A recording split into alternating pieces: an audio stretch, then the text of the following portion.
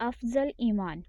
حضرت سیدنا معاذ بن جبل رضی اللہ تعالی عنہ بیان کرتے ہیں کہ میں نے حضور نبی کریم صلی اللہ علیہ وآلہ وسلم سے افضل ایمان کے بارے میں پوچھا تو ارشاد فرمایا، افضل ایمان یہ ہے کہ تم اللہ عز و جل کے لیے محبت کرو اور اسی کے لیے بغض رکھو اور اپنی زبان اللہ تعالیٰ کے ذکر سے تر رکھو۔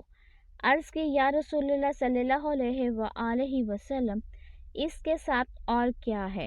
ارشاد فرمایا، لوگوں کے لیے وہی پسند کرو جو اپنے لیے پسند کرتے ہو، اور جو اپنے لیے ناپسند رکھتے ہو وہ دوسروں کے لیے بھی ناپسند جانو، اور اچھی بات کرو یا خاموش رہو۔